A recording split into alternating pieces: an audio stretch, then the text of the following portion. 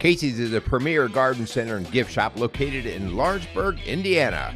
Casey's offers a wide selection of plants, landscaping materials, home and garden decor, and gifts for every occasion. Casey's is committed to providing exceptional service, a unique shopping experience, and value to every customer. Stop in and see what makes Casey's so unique.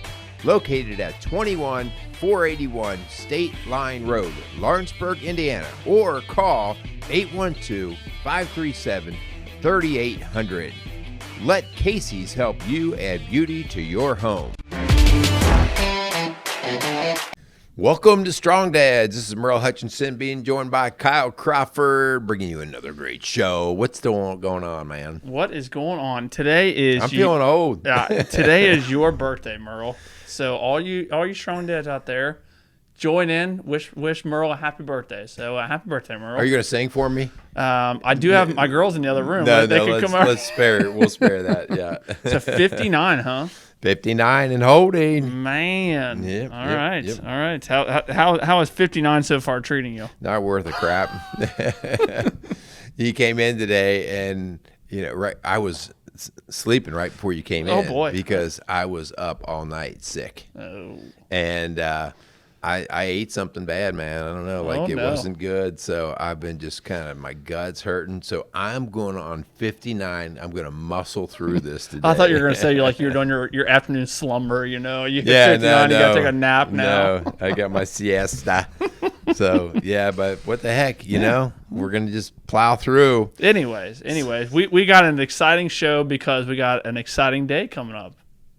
Yeah, this is all about our day, us. Boys. It's all about us. We got Father's Day coming up, so we're gonna kind of jump into that a little bit, talk a little bit about Father's Day in hopes that we can honor the title of being a dad and actually be worthy of that title of having a day to celebrate us. So. Yeah. So what do you want for Father's Day? What do I want for Father's Day? Yeah, keep it appropriate. Well, golly, Merle. I was going to say, there's a couple tools that I really would like. No, I'm just kidding. You still looking for that CNC machine? Oh, yeah, always. Yeah. No, for Father's Day, I got a round of golf planned with my dad and brother, so excited about that. And then I'm sure in the afternoon when I get home from that, I'm sure my girls will want to go golfing with me. They're getting into the golfing thing now, so I'm really excited. They have a golf camp or something going on, don't they? Last 2 weeks we had golf camp for both of them, so it's I'm excited. So that's what we're gonna hopefully do for Father's Day is go play some golf. That's it for me. I think the weather is going to break a little bit. Like around here right now, as we're recording, we're hitting 90s and stuff like that. Yeah, so I think we're going to hit. Yeah, we're going to chill a little bit, maybe into the low 80s or something. So that'll be good. What about you, Merle? What would you like? What would be the ideal day, the ideal thing to do for Father's Day? Well, here's what we're doing, and so it actually fits in pretty well with what I'd get a kick out of anyway. We are headed out to see my son out in Virginia Beach. Okay. And so we're going to spend the week with them and just hanging out with him and his family. Okay. And in the meantime, we're swinging up and picking up my daughter-in-law for my other son and those two grandbabies. And so we're all going out and having a little just redneck family reunion out in Virginia Beach. So it's going to be a lot of fun. That's awesome. So yeah, and just being my one son is not going to be able to attend because he's deployed right now. So that's going to be the only bummer. But everyone else is going to be there. That's awesome. Yeah, we're gonna have a good time. That's awesome. Yeah. This show will be coming out here on Friday, and Father's Day obviously coming up on Sunday. So we kind of had to do a show on Father's Day. It's like strong dads here. I mean, this is why we exist right here. That's right. Yeah. So I do want to in our show today. We're going to talk a little bit about when you designate a day. When you set it apart from all the other days of the year, you look at the calendar and you might see Father's Day, Mother's Day, Veterans Day, Memorial Day, any of those kinds of days where we set people apart. Yeah. We always set people apart due to a service that was provided by that group of people. Yeah. A service for the greater good. All right. So moms taking care of their families, okay? Yep. The veterans, taking care and protecting us. So it's always based off of a service. Yeah. And, that's a big thing of what we're talking about here today. What service are we providing as fathers? And, before we hit the record button, sperm donors don't count. Right. Right? They don't count. It doesn't mean they couldn't count, right? I mean, we're always encouraging guys to step up to the plate and get deeper into what the service part of it is.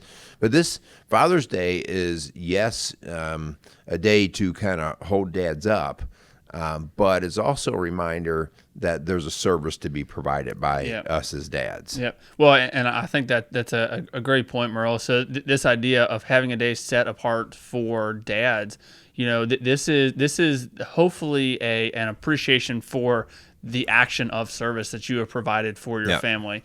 So as we get into this, the idea and the premise behind this is hopefully that when we talk about this, we can look at ourselves in the mirror and say, I'm worthy of a day set aside. Obviously we are human, right? We're all men at the end of the day, and we all make mistakes.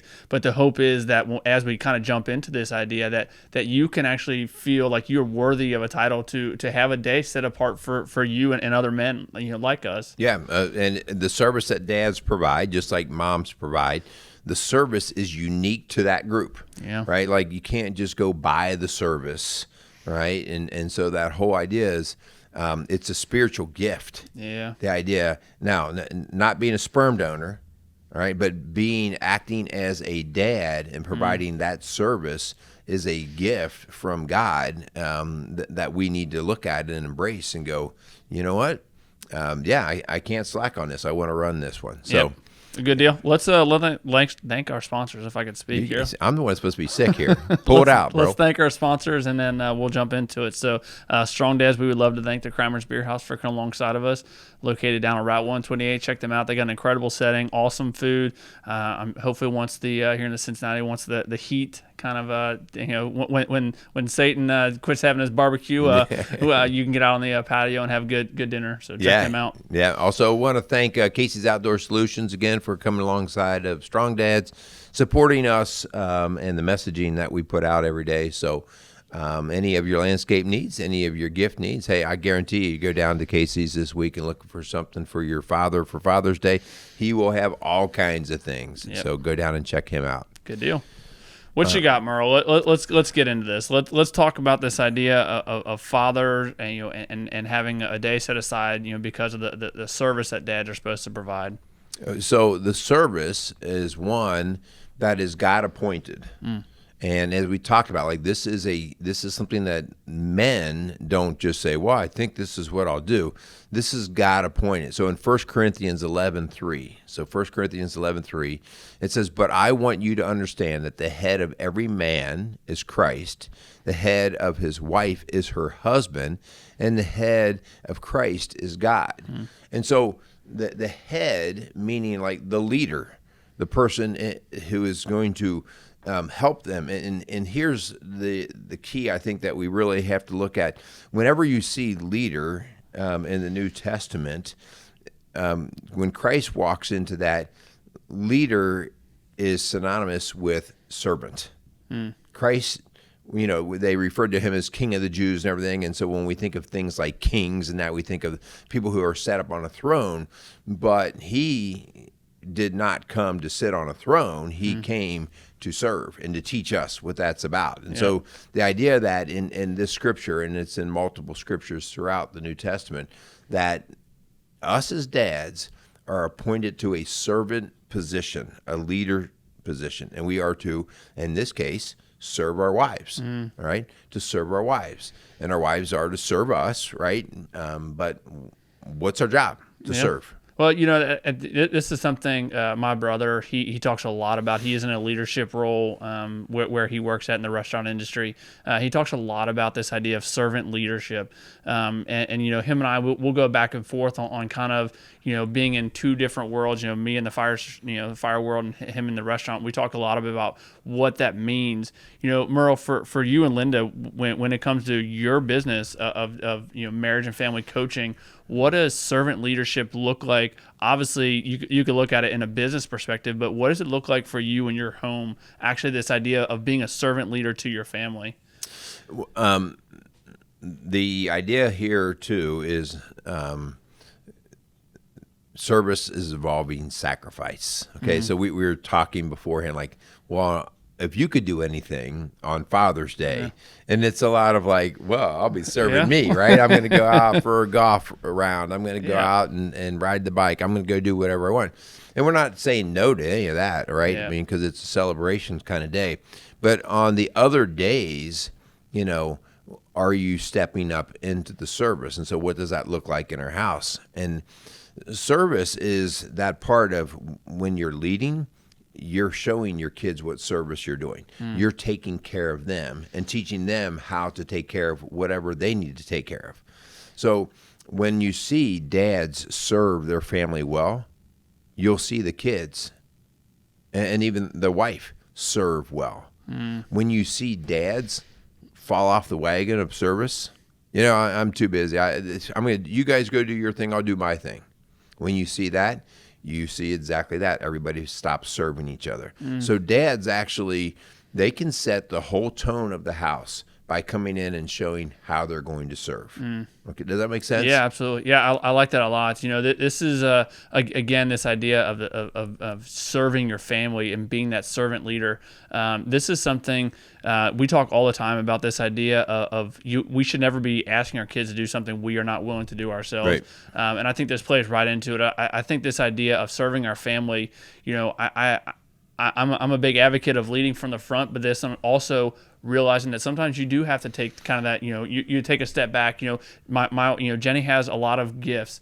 And obviously, I would say I'm the leader of the home, but there are some things that Jenny's really, really good at. Right. And when those times come, that's when I'm going to kind of take that step back and allow her to lead the girls in our family in that way. So, you know, this idea of servant leadership, I think also, you know, we have to put our family in positions that they're going to succeed in. And I know when it comes to certain aspects of our day-to-day operations, Jenny's just better at it than me. And it takes a type of leader to recognize that and then to say, okay, you're better at this. You take the lead. You take the charge, because you know there are some guys, and myself included. Sometimes you get in this mentality like, okay, if I'm going to lead my family, I always have to be leading from the front. And I think, you know, as men, we need also to take that step back and say part of leading is also following. Yeah, and designating, right? Like, hey, you're better at this than I am, so I don't have to carry the reins on this particular job or assignment. You're better at it, so you know, you go ahead and just do your thing. So kind of knowing your place. But the leadership part is always being first to show that you are teaching your kids and your family how to serve.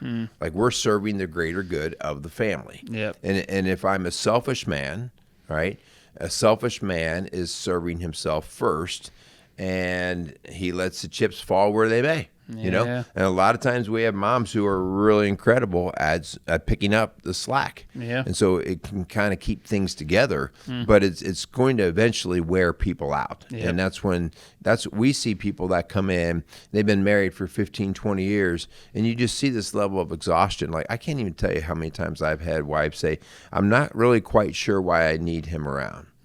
I do everything. Yeah. I mean, I hear that way more than I need to hear that. Yeah. You know, they take care of the kids. They take care of the bills. They run a full-time job, you know, and they're like, I just want somebody who will partake in helping serve this house. Yeah. And that's a pretty big statement for a lady to say, like, I just don't know if I need him around. So just think about that. Like, well, I want to say something, though, too, like, a lot of us feel like, I don't really know what to do. Like, so what do you mean? You're saying all this, what do I do? I don't know how to lead. I don't know what she wants. I don't know what the kids need. The idea here is you don't have to know. You know, you don't have to know all the answers. In Acts 4:13, this is kind of a cool thing here that talks about the apostles when they were getting ready to start this church, and they just were like, what? We can't do this. How are we supposed to start this church? Because, and it says here, when they saw the courage of Peter and John and realized they were unschooled, ordinary men that were astonished, and they took note, and these men had been with Jesus. They were unschooled, ordinary men. That's what you and I are, right? Like, you don't have to be anything special. You don't have to go to special classes or get a certificate. You just have to be willing to jump in and get dirty with the whole service to your family. Yep, I like it.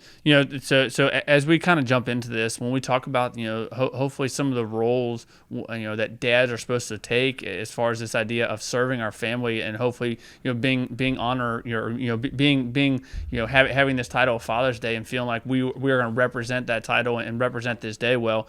As we start to jump into, different roles, I'm sure these are things that, Merle, you have jotted down over the years of doing coaching and marriage and family when you're dealing with dads. And I think this first one is very true. One of the roles when it comes to service to our family has to be, for us dads, we have to realize that we are the protectors. We've done whole shows on this idea of being a protector. And this comes, there's a lot of kind of, fingers of the idea of protection, because obviously there's a physical protection that I think is for most men, is fairly natural. Right.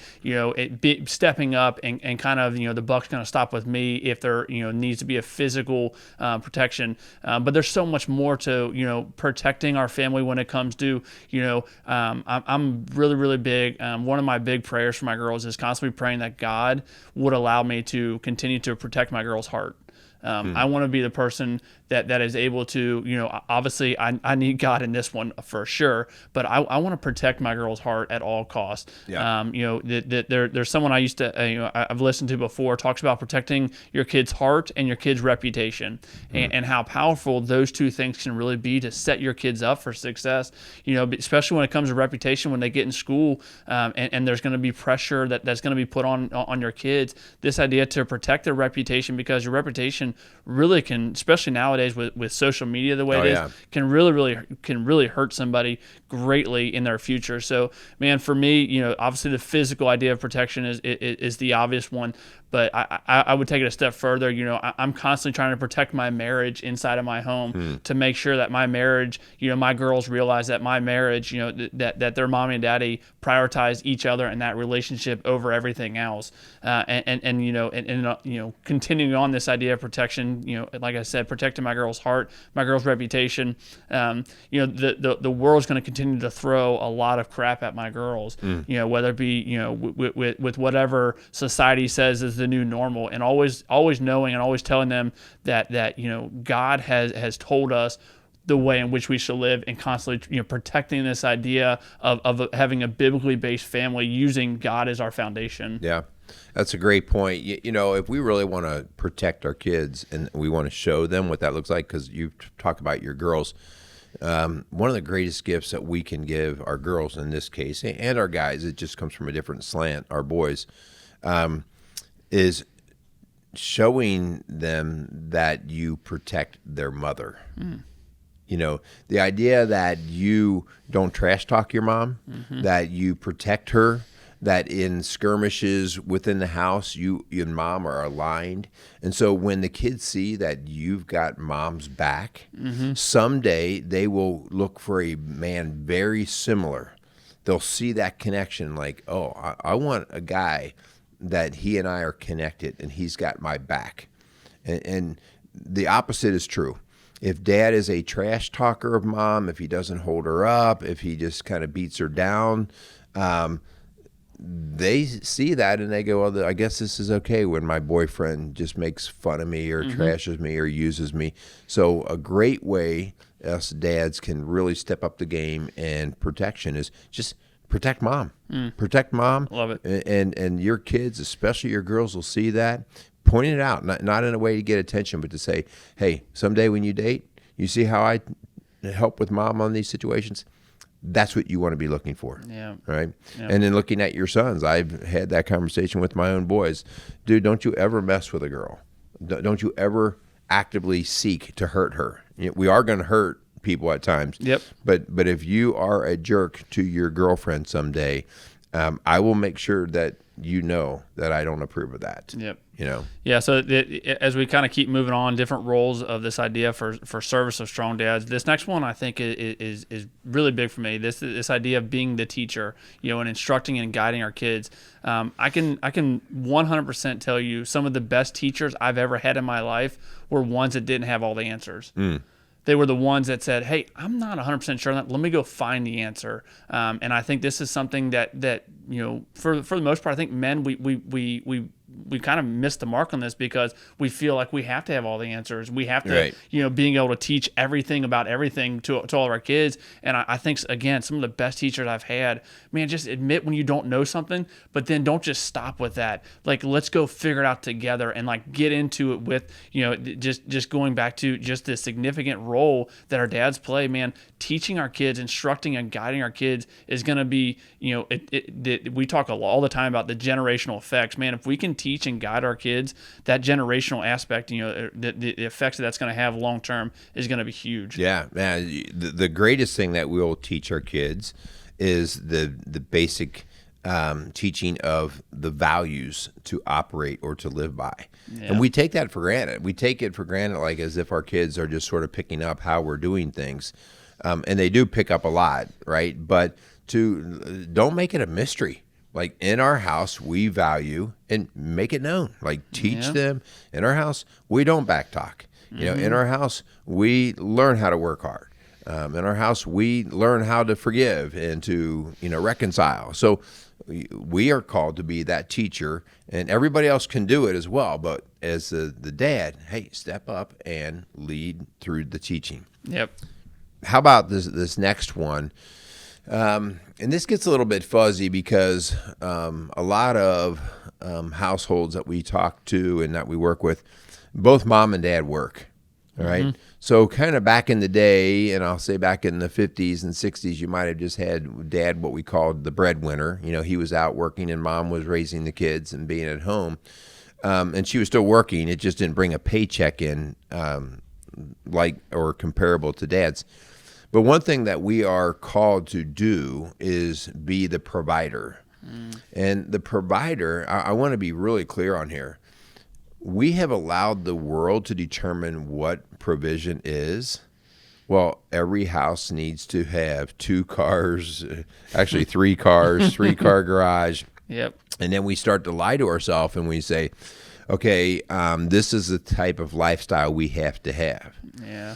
When we talk about provision, we talk about teaching our kids what is the essential of provision. Okay, food, water, shelter, those kind of things.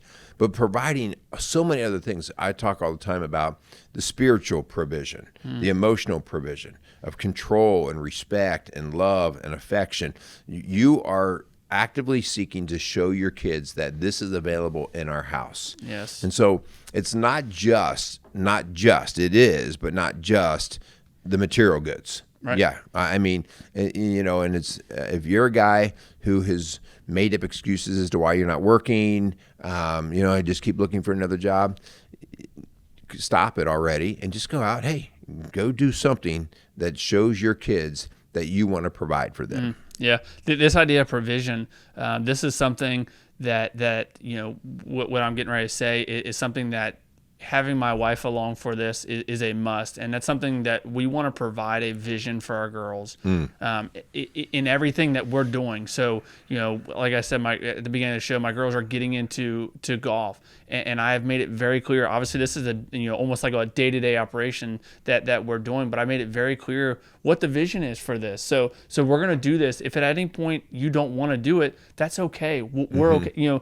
So and then bigger scale. Obviously, just a vision for our home and what we want. Man, this is something that Jenny and I have talked a lot about as far as how do we want to raise our girls? What do we want our girls to achieve? What are things collectively as our family? What are things we are must? The things that that we're never going to sacrifice on. These are the things that we stand for. So I think this idea of providing, yes, the financial aspect and that is almost the obvious one, right? But for me, the provision of a vision for my families is huge. Yeah, good stuff. So the next one, oh man, our kids aren't going to. Can we skip the next one? We are to provide a service of discipline. Being the disciplinarian. And for the life of me, it is totally confusing as to how that got such a bad rap. Discipline is essential. We know that one of the top 5 things that contribute to a person's success in life, in general, All right, whether it's in business, whether it's farming, whatever it is you're going to do in life, in marriage, whatever it is, it's self-discipline. All right, so it's always in the top 5 of things that people have to practice in order to do well in life. And that doesn't just happen when you're all of a sudden 20 years old and you go, yep, I got it today. Yep. And we have slacked so badly in so many areas on disciplining ourselves. And the instant gratification, I want it now, I'm not going to wait. So us dads need to realize, man, we've got to be a huge part of providing our kids with that discipline so that they can start to build it into their fabric, that they can, like you're going golfing, and I hear what you say, like, hey, kiddos, we're going to go golfing. You did not say, if one day they look at you and say, I don't feel like going, you're going to let them off the hook. Right. No, you may not say you're golfing for life, whether you like it or not. But if one day it's a little bit hot or they just don't feel good, you're not going to say, well, you can lay in the bed. And no, you're going to be like, no, we committed to this. Yep. So because there's more to be learned that day than the days that they want to go. Yep. You persevere. And more often than not, when you persevere, you actually end up feeling better as you get through that. So discipline is so huge. Yep. And it's we hear all this stuff about today's kids are snowflakes and all this stuff. It's all based in the discipline or lack of. Yep. Your kids need to know, I can endure this. That's what sports taught you and I, right? Yep. I mean, I remember as a swimmer, like, oh my gosh, it was brutal at times with practices and that, morning practices and all that. But I also remember, you know what?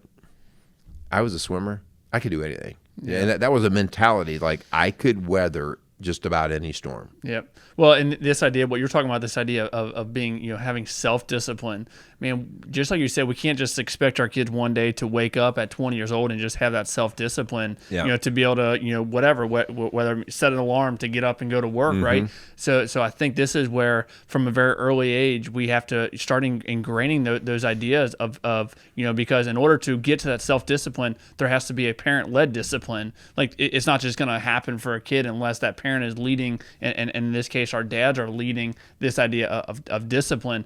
Just like you were saying, man, when it comes to this idea of sports, sports taught me so much. I was a big cross country runner, and sure, cross country is a team oriented sport, but there's a lot of individual play that comes along, right? Yeah, heck yeah. And one of the disciplines that I learned from cross country is I can sit there and point the finger all day long. Why didn't my team do this? But at the end of the day, it's on me, right? Yeah. I should have performed a certain way, and then when you start to look at the week preparation leading up to that cross country meet, like, did I really put forth the effort that set me up for success for the actual meet? So this idea of discipline, man, there's got to be some self-evaluation. We have to teach our kids to have that self-discipline. And again, in order to have that self-discipline, it has to be a dad-led discipline. I think it's really cool when your kids see you going through a discipline action. Like when they see you, whether you get up a little bit early and you read your Bible, or whether you get up and you go for a run, you're not doing that to show off to the kids. You're doing that so that they go, well, that doesn't even look like fun, but he gets up and he does it every day. Yep. That it's, they start to see that this is what we do. I remember thinking, early on, and when I was learning swimming stuff and conditioning, I remember thinking, why didn't God design our body so that once you got fit, it always stayed that fit, right? Like once you built the building, right, it was a concrete physical structure and it didn't come down. Yeah. But in discipline, like in human nature, you build it and naturally it erodes. And then you got to keep building it. And that maintenance is like, oh, man. And so, a long time ago, I just working out is going to have to be part of what I do. Otherwise, I'm going to fall apart. Of which I'm doing anyway. Yeah, you hit 59, you're just falling apart. Falling apart, yeah. How about this next one? Like, this is where you and I have talked about, this is a main service that we are to provide. And I would say across the board, this is one that us guys don't feel very adequate with. Like, I don't even though I know all the right stuff to do, I would say Linda steps up way more than I do in this area. And so trying to not beat ourselves up in it, but to get our picture of, well, how do I show it? And that is the spiritual leader. I'm reading a lot right now on worldviews. Do you have a secular worldview or do you have a biblical worldview? And people who have biblical worldviews are shrinking, like catastrophically. And the reason for that is because biblical worldview is not always very pleasing, right? I mean, you don't get what you want, right? And there's not always solid explanations for certain things. And so people are always like, well, I agree with that part, but I don't know about this part. And part of us being a spiritual leader is letting our kids know, first and foremost, the most important thing in our life is God, because he was the giver of life. Everything else falls below that. Sure. Like, we have to honor God. We don't honor the government, or we don't dishonor the government, but I don't put government above God, because government is filled with flawed people. God's not flawed. And so that whole idea, like, how do I show my family and my kids that I am the spiritual leader? What's your thought on that? I know you and I have talked about that before. This is similar to what you're saying, Merle. This is tough for me because this is something I strive to do and fail often at.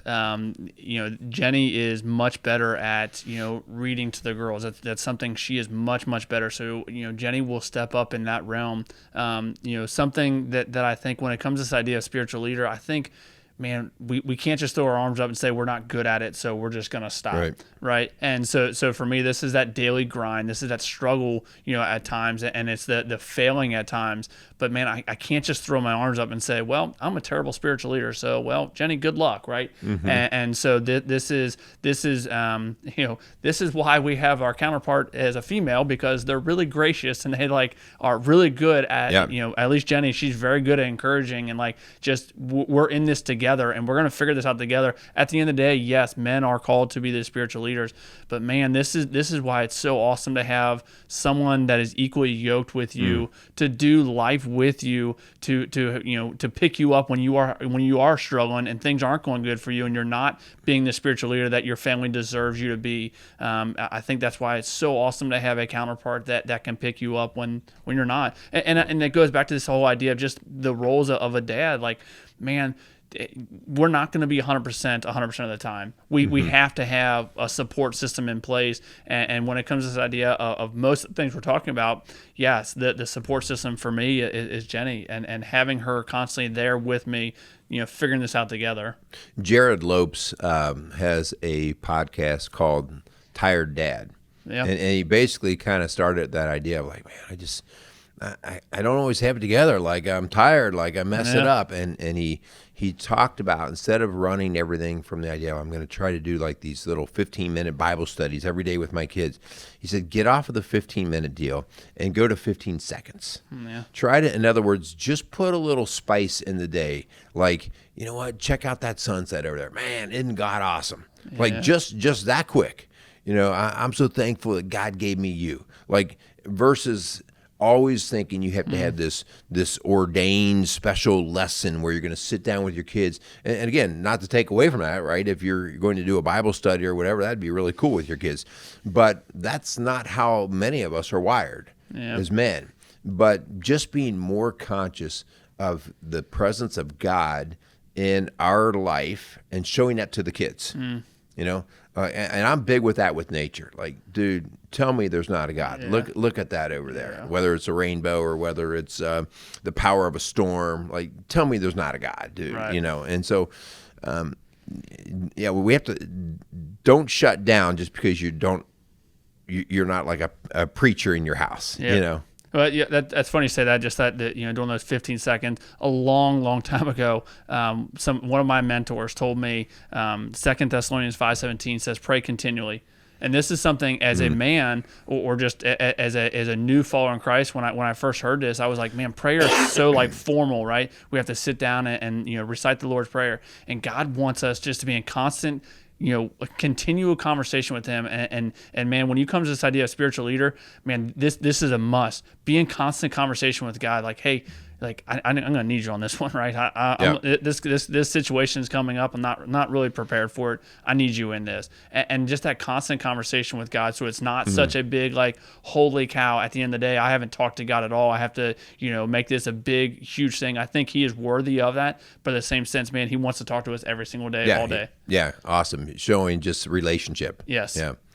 The last one, okay, the last service that we need to be, and I just can't like overemphasize this one enough, because I think this is where we have left our kids very insecure. And that is, we have to be what we're calling here today the rock of our house, the foundation. Now, Christ is the foundation from which we build, but rock in the sense of you are the steady Eddie. You are when the storm gets bad, right?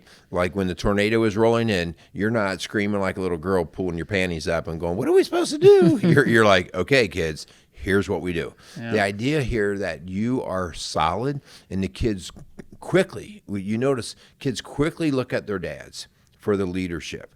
And so the rock is also predictable, meaning he's there when you need him. If dad's never around when times are getting kind of rough, the next place we go is mom. If mom's not around, the next place we go these days, this is where we see our young teens go all the time, they go to their phone, right? So if they've had a bad day, right away, the young teens are going to their phone and trying to figure out like just how to process through that. Versus if you are the rock, and that means you are around. Okay, I've said this before, like they talk all the time about, well, it doesn't matter about quality or about quantity time. It's all about quality time. That's BS.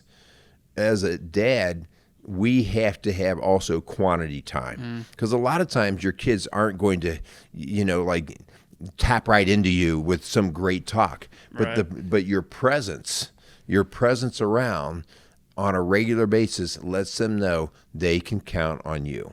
So being the rock, being there all the time is so huge to creating security and stability within your kids. Yeah, you stole it. I was going to say that's what I was getting ready to say, that this idea of being the rock, man, to me, I know that my girls find security in that. That is for them. They know when they come in our house and I'm there, there's just a sense of security. Just the not to say that Jenny or women in general can't feel this idea of security, but I really feel like God placed men in a home for this ability to have just to kind of the homeostasis of a house, right? Just the balance. That's a big word for you. I like that. You like that? Yeah. I learned that in like some paramedic training or something. But like I just think that is huge for our girls to see just this, like you said, this balance, this ability to, yes, when it's hitting the fan, right? You can kind of, because women naturally have a little bit more emotions involved in a lot of things, to be able to take that step back and to kind of keep the waters calm, because the storms are obviously out there. They're going to continue to come, but I think this idea of being the rock, being the solid, being that for our kids, that idea to give them that security is huge. It is huge. So guys, we went through and named out 6 different services that us as dads need to be able to provide, and that is, the protector, the teacher, the provider, the disciplinarian, the spiritual leader, and the rock. Now, the first thing that you might look at is, wow, I'm dropping the ball on like 7 out of the 6. Like I'm screwing up everywhere here. Yeah. And the idea here is, so get over it. We dropped the ball. Okay. Yeah. Don't spend time saying how bad you are. All right. We all screw these things up. Yeah. All right. No one's on their perfect A game every day.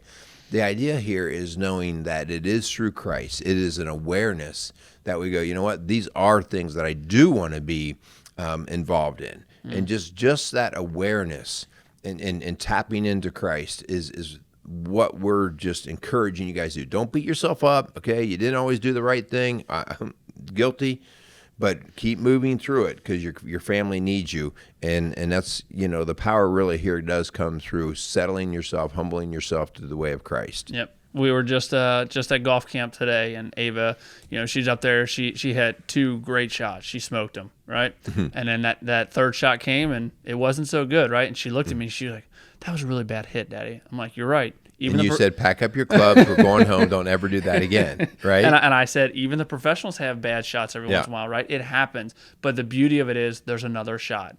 So if there's any of those 6 things that you find yourself failing at, for me, like we were talking about this idea of spiritual leader, man, I'm failing at it in some regards in my day-to-day walk, but there's going to be another shot. Yep. And that's the idea of being worthy of the title of a dad, being worthy of celebrating the Father's Day that is coming up on Sunday. Like, be worthy of that. Part of being worthy of that is constantly trying. Be in the grind. When you mess up, you mess up. Own it. Move forward. Let's get better collectively as men. I love it. That's the deal right there.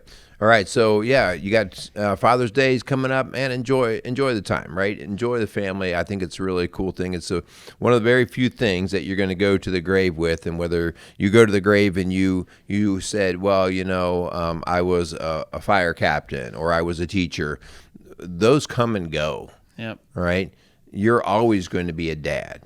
You're always going to be a dad to your kids, and you don't retire from being a dad. Yep. Right? You don't retire from being a husband. And so if you really want to focus on, well, what do I need to spend my time in? When you think about Father's Day, don't ever give up on being a dad. If you went off the rails early, okay, get over it. Get the plan to figure out, how can I start doing some of these better? Yep. So that's our challenge. Wrap us up, bro. I will. I like it. That was a good show, man. I hope you guys do have a good Father's Day. Thanks so much for tuning in every week. We really do appreciate you guys. Thanks so much for Kramer's Beer House, Casey Outdoor Solutions. Greatly appreciate them for allowing us to keep doing what we're doing. Reach out to us if you got any questions. Reach out to Rock Solid Families. I know Merle and Linda would love to come alongside you if you have struggles going on. Share the heck out of our shows. 5-star rating on all the platforms. Hope you guys are having a good week. Hope you enjoy hopefully when the temperature cools off a little bit, you get out there and hang out with your family, and we do appreciate you guys. Sounds good. I think I need to go down and pick up my new driver. All right. Yeah. I don't feel very good, but at least that'll make you feel better. Yeah. All right. I think you said it all. Go out there and be some strong dads. Be a strong dad. Say yeah.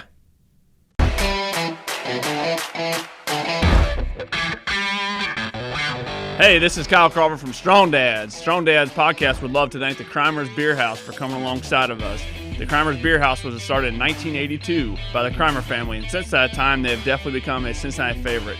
So if you're looking for an incredible meal in an incredible setting, definitely go down to Route 128 and check out the Kramer's Beer House.